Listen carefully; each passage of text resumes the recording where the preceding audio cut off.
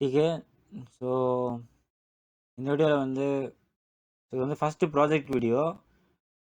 நீங்கள் வந்து இவ்வளோ தூரம் வந்துட்டீங்க. இவ்வளோ தூரம்னா ரொம்ப தூரம் வந்துட்டீங்க.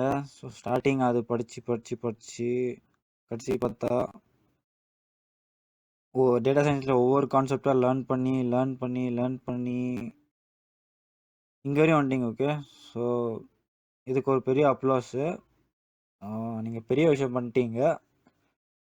பட் ஓகே, இப்போ நீங்கள் எல்லா ஸ்கில்லும் லேர்ன் பண்ணிட்டீங்க டேட்டா சயின்ஸில். எல்லா ஸ்கில்லுன்னா நான் வந்து நீங்கள் வந்து ஒரு பெரிய ஜீனியஸ்ன்னு நான் சொல்ல மாட்டேன் இந்த டேட்டா சயின்ஸில். பட் ஒரு வேலை வாங்குறதுக்கு நீங்கள் வந்து ஸ்கில் லேர்ன் பண்ணிட்டீங்க. ஒரு இன்டர்வியூ வந்து நீங்கள் வந்து மார்க் பண்ணுறதுக்கு நீங்கள் ரெடி ஆகிட்டீங்க. ஓகே. பட் ஸ்டில் இன்டர்வியூவில் கேட்குற கொஷின்ஸ் வந்து டஃப்பாக இருக்கலாம். பட் என்ன டஃப்பாக இருந்தாலும் அவங்க வந்து எந்த கான்செப்டில் கேட்குவாங்கன்னா, நீங்கள் படித்த கான்செப்ட்குள்ளே தான் கேட்பாங்க. சில டைம் சிம்பிளாக கூட கேட்குவாங்க. சிம்பிளானா இந்த சர்க்கியூட்டில் ஏதாச்சும் ஒரு ஃபங்க்ஷனை கொடுத்து அந்த ஃபங்க்ஷன் என்ன பண்ணணும்னு கேட்பாங்க.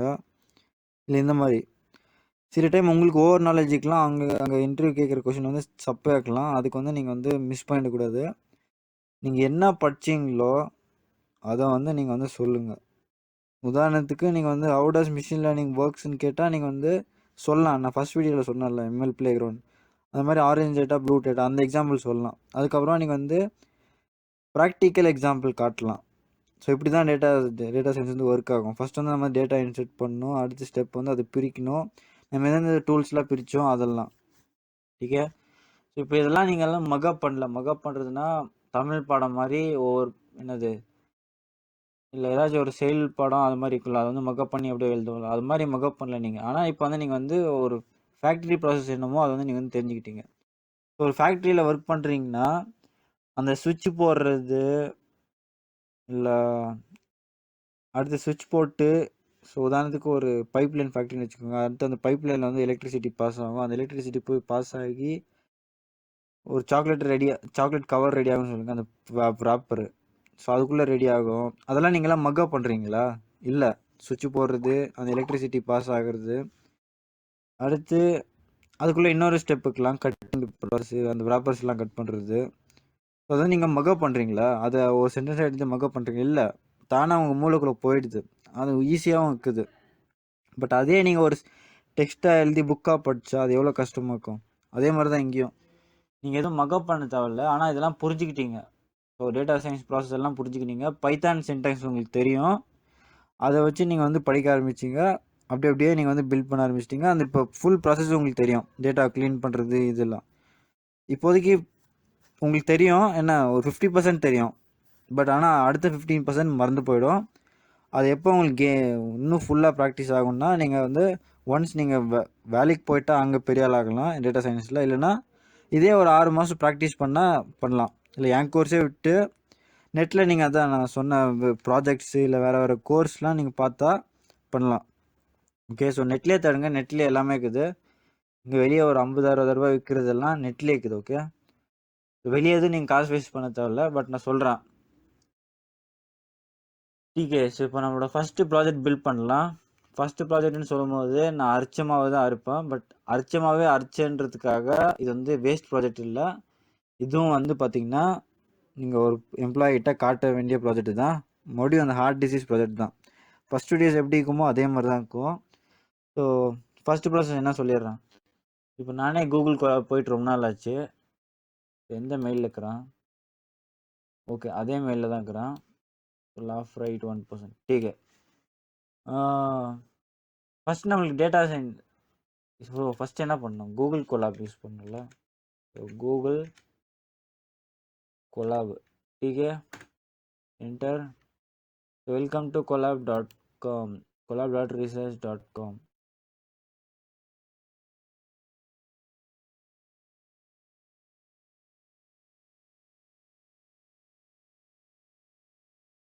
நம்ம கிரியேட் பண்ண புக்ஸ் எல்லாம் இன்ட்ரடக்ஷன் சைக்கிட்லன்னு மேட்ப்ளாட்லிப் இதெல்லாம். ஸோ இப்போ வந்து நான் போட்டுறேன் நியூ நோட் புக்குன்ட்டு.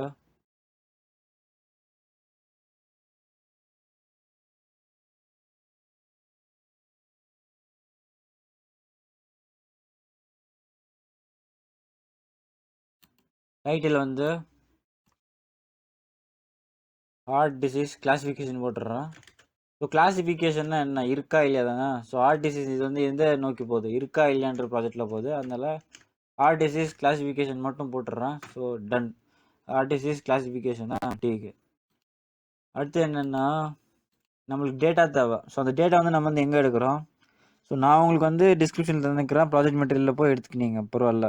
பட் ரியல் டேட்டாலாம் எங்கே இருக்குன்னா, ஒன்று ஆஃபீஸ் வந்து உங்களுக்கு தருவாங்க ட்ரைவில் இல்லை பென் ட்ரைவில் எதுனா ஒன்று, இல்லைன்னா வேறு எதனா டவுன்லோட் பண்ணுறதுன்னா. ஸோ இல்லாத டேட்டா செட்டு வேணும்னா, உங்களுக்கு எக்ஸாம்பிள் டேட்டா செட் வேணும்னா ஒரு வெப்சைட் இருக்குது. அது வந்து ரொம்ப பழைய website, ICS data sets, ICS database. Okay, இப்போ இங்கே தான்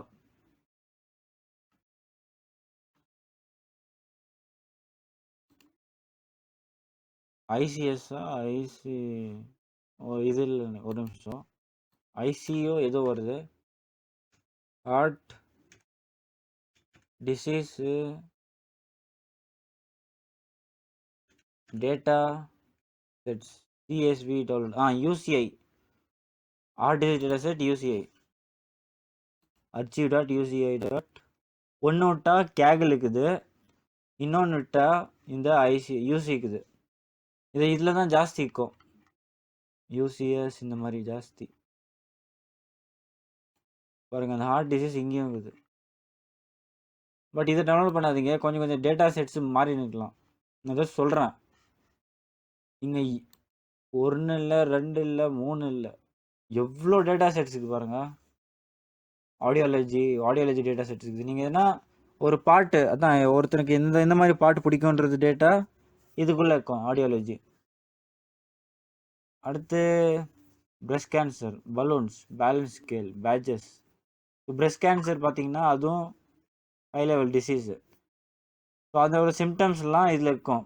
ஸோ இந்த சிம்டம் இப்போ ஹார்ட் டிசீஸ்னால் வந்து ஒரு சிம்டம்ஸாக ஏஜு, டெஸ்ட் பிபிஎஸ் இந்த மாதிரிலாம் இருக்குதுல்ல, அதெல்லாம் ஒரு சிம்டம்ஸ். அதை யூஸ் பண்ணி நம்ம வந்து லாஸ்ட் காலம் டார்கெட் வச்சு ப்ரெடிக்ட் பண்ணுறோமா, அதே மாதிரி தான் இங்கேயும் இருக்கும் பிரஸ்ட் கேன்சர். இப்போ நான் சொல்கிறத மண்டியில் அடிச்சுக்க மாதிரி ஏற்றுக்கோங்க, ஏன்னா இதுதான் ஒரு. ஸோ இப்போ வரைக்கும் நீங்கள் படிச்சிங்க, ஓகே, நீங்கள் வந்து நார்மல் கிட்டு. இப்போ நான் சொல்லி கொடுத்து படிச்சிட்டிங்க, ப்ராஜெக்ட் எல்லாம் உங்களுக்கு புரியுது. நீங்கள் வந்து ஒரு சாதாரண பர்சன், ஓகே, சாதாரணமாக டேட்டா சயின்ஸ் படிக்கிறீங்க. நீங்கள் இப்பயும் ஒரு கம்பெனியில் போயிட்டு நான் ஜாஸ்தி சம்பளம் வாங்குற அளவுக்குன்றது டவுட்டு தான் இந்த விஷயத்தில். நான் சொல்லி கொடுக்குறது அப்படியே படித்து புரிஞ்சால் அதுவும் இல்லை. உங்கள் சொந்த மொழியை யூஸ் பண்ணி இது மாதிரி ஒரு பிரஸ்ட் கேன்சர் இதை சூஸ் பண்ணுறீங்களா. இப்போ ஹார்ட் டிசீஸில் எப்படி இருக்குது, ஒவ்வொரு காலம்ஸ் இருக்குதா, அதை யூஸ் பண்ணி டார்கெட் காலம் கட்சியை நம்ம வந்து ப்ரெடிக்ட் பண்ணுறோமா, அதே மாதிரி தான் இங்கேயும்.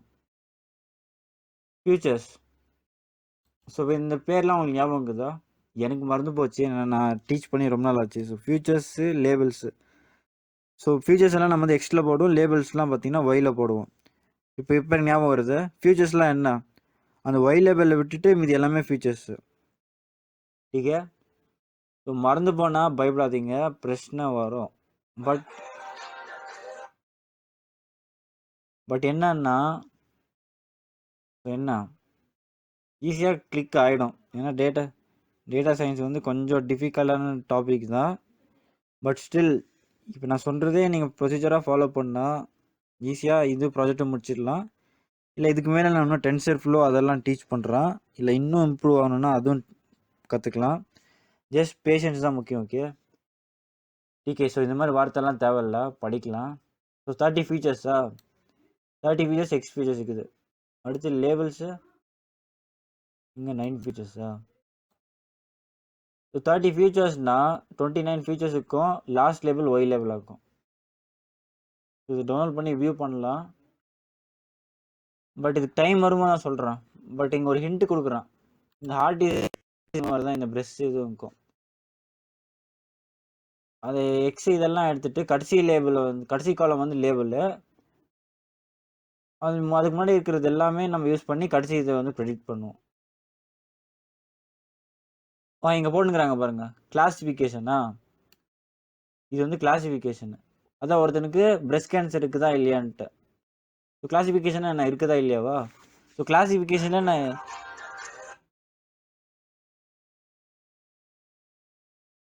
என்ன சொல்லியிருந்தேன், கிளாசிஃபிகேஷன்னா அதுக்கு யூஸ் பண்ணுற பெரிய மாடல் என்ன?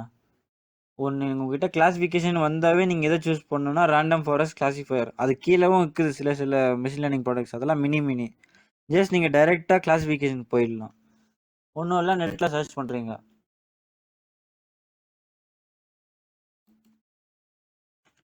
ரேண்டம் ஃபாரஸ்ட் கிளாசிஃபையர் எஸ்கேஎல்என் தான். ஸோ இதில் சின்டாக்ஸ்லாம் போட்டுக்கிறாங்க பாருங்கள், அதை எப்படி யூஸ் பண்ணணும் இந்த மாதிரிலாம். பட் இங்கே நான் ப்ராஜெக்டில் சொல்லி தர்றது கொஞ்சம் ஈஸியாக இருக்கலாம், இங்கே இருக்கிறது வந்து ரொம்ப டஃப்பாக இருக்கலாம். பட் இதெல்லாம் உங்களுக்கு போக போக புரியும். எனக்கே இதெல்லாம் அண்டர்ஸ்டாண்ட் ஆக இல்லை, இது இந்த ஃபீல்டுக்கு வர கொஞ்சம் டைம் ஆச்சு. இதெல்லாம் ரொம்ப காலத்துக்கு முன்னாடி நான் 2020 படிச்சும் போது, இல்லை 2021 படிச்சும் போது, அதுக்கு நடுவில் எல்லாம் கேப் விட்டேன். பட் ஈஸி தான். ஸோ இப்போ அந்த சின்டாக்ஸ் உங்களுக்கு மறந்து போச்சா? ஒன்றும் இல்லை, சிம்பிள் எப்படி தான், இதை காப்பி பண்ணி எடுத்து வந்து இங்கே போடுறீங்களா, அப்படியே யூஸ் பண்ணுறீங்க. அது டேட்டா சைட்ஸ். இங்கே வந்து மேக் கிளாசிஃபிகேஷன் ஏதோ ஒன்று போட்டுக்கிறாங்க, நல்லா புரிஞ்சுக்கோங்க. மண்டல் ஏற்றுக்கோங்க. Data sets sklearn data sets use பண்ணுறீங்களா, இம்போர்ட் பண்ணுறாங்க. பட் நாம் எது இம்போர்ட் பண்ணணும்? இதை டவுன்லோட் பண்ணி நம்ம வந்து கூகுள் கொலாபில் போடுவோமா, கூகுள் கொலாபில் இருக்கிறது வந்து இங்கே இம்போர்ட் பண்ணுவோமா, அந்த மாதிரி. இந்த சென்டெக்ஸ் வந்து இதெல்லாம் புரிஞ்சுக்கோங்க. அடுத்து இவங்க வந்து எக்ஸ் லேபிள் ஒய் லேபிளாக பிரிச்சுக்கிறாங்களா. மேக் கிளாசிஃபிகேஷனில் என் சாம்பிள் 1000 வரைக்கும், என் features 4.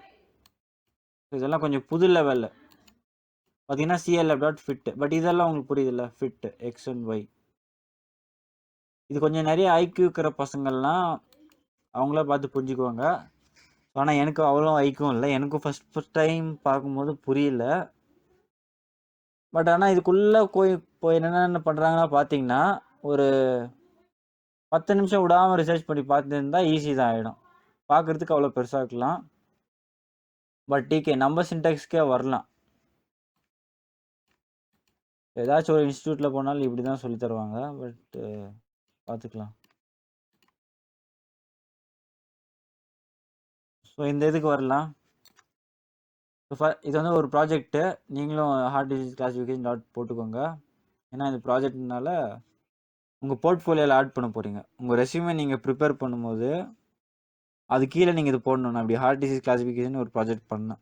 Okay,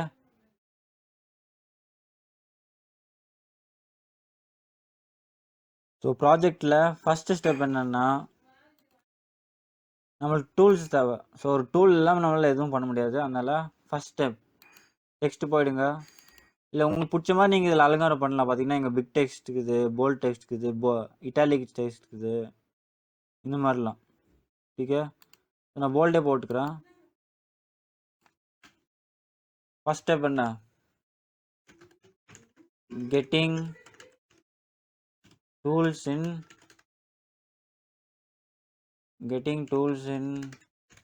and okay, shift enter. ஃபஸ்ட்டா நம்மளுக்கு எதெல்லாம் தேவை, இப்போ என் கூட டைப் பண்ணுங்க. நான் தான் சொல்கிறது, கூட டைப் பண்ணால் ஈஸி ஆகிடுது. pandas import pandas as pd. அடுத்து நம்மளுக்கு என்ன தேவை, numpy தேவை. numpy import numpy as np. ठीक है, ஸோ அடுத்து நம்மளுக்கு என்ன தேவை, ஸோ matplotlib ஒரு கிராஃப் பிளாட் பண்ணுறது நம்மளுக்கு கிராஃப்ஸ் தேவை தானே, அது போட்டுக்கலாம். matplotlib. ठीक है, तो import matplotlib.pyplot as plt.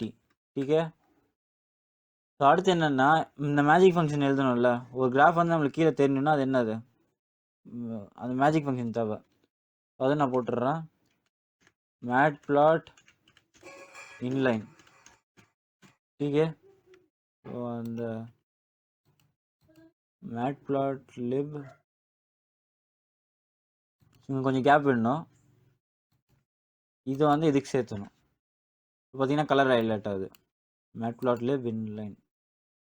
So இதுக்கு எக்ஸ்டர்னலாக சீபான்னு ஒன்று இருக்குது, அதுவும் நம்ம யூஸ் பண்ணிக்கலாம். பட் அது தேவைன்றதும் நம்ம யூஸ் பண்ணிக்கலாம். ஸோ இப்போதைக்கு இந்த செல் பாக்ஸ் இருக்குது இல்லை, இது வந்து வெறும் டூல்ஸ் ஏரியா. இதில் நம்ம வந்து வெறும் டூல்ஸ் மட்டும் போட்டுடலாம். ஸோ அடுத்து இது வந்து ஒரு கிளாசிஃபிகேஷன் ப்ராப்ளமா. ஸோ நான் என்ன சொல்லியிருந்தேன், கிளாசிஃபிகேஷன் ப்ராப்ளம் நீங்கள் வந்து ரேண்டம் ஃபாரஸ்ட் கிளாஸிஃபை யூஸ் பண்ணிக்கோங்க.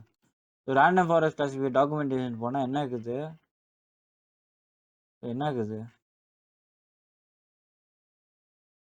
From scale and and example import random forest classify. நம்மளுக்கு இதான் தேவை. ஸோ இதை மட்டும் மவுஸில் எடுத்துகிட்டு போயிட்டு காப்பி பண்ணிக்கோங்க, Ctrl+C. Decay.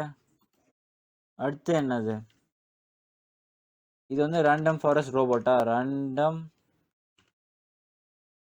Forest ML model. டிகே. இப்போ நான் எதுவும் டைப் பண்ணல, ஜஸ்ட் Ctrl+C Ctrl+V. அங்கேருந்து காப்பி பண்ணால் அங்கேருந்து வியூ பண்ணோம். இப்போ ஈஸியாக இருக்கலாம், ஆனால் இதே வெளியே அட்டாச் காட்டினா இதே ஒரு ப்ராஜெக்ட் ஆர்டிசிஸ் பண்ணன்ட்டு. டிகே. இப்போ என்ன கிண்டல் பண்ணாங்க அப்படி போயின்ட்டு, நீங்கள் அதெல்லாம் நம்பாதீங்க. நான் நீங்கள் எவ்வளோ படிச்சிங்கன்னு உங்களுக்கு தான் தெரியும், எவ்வளோ கான்செப்ட் படிச்சிங்கன்னு உங்களுக்கு தான் தெரியும். ஓகே, இப்போதைக்கு ஹார்ட் டிசீஸ் வந்து சின்ன ப்ராஜெக்ட் தான். ஆனால் நம்ம இன்னொரு வேறு ப்ராஜெக்ட் பண்ணால், இல்லை டென்சர் ஃப்ளோ பண்ணிட்டு இன்னொரு ப்ராஜெக்ட் பண்ணால் அதுவும் பெருசு. ஸோ டென்சர் ஃப்ளோ படிச்சுட்டா நீங்கள் இன்னும் பெரிய ஆள். பட் இப்போதைக்கு இதே போதும்னு நினைக்கிறேன் ஒரு ரெஸ்யூமேல போடுறதுக்கு. ஓகே டிகே. ஸோ இந்த வீடியோ இதுக்கு மட்டும் போதும். Tools, getting tools. இதில் ஏதாவது இந்த பாக்ஸ் வந்து வெறும் இப்போதைக்கு இதில் மட்டும் கிட்டும், வேறு எதுவும் தேவையில்லை. டிகே. வேறு எதனா டூல்ஸ் தேவைன்னா நம்ம இதில் ஆட் பண்ணிக்கலாம். இப்போதைக்கு என்ன பண்ணுறீங்கன்னா ஷிஃப்ட் என்டர். இங்கே பாருங்கள், கனெக்டிங் கூகுள் வந்து அதோட சர்வருக்கு வந்து கனெக்ட் பண்ணுது. ஸோ அவ்வளோதான், வீடியோ எண்ட் பண்ணுறேன். பை.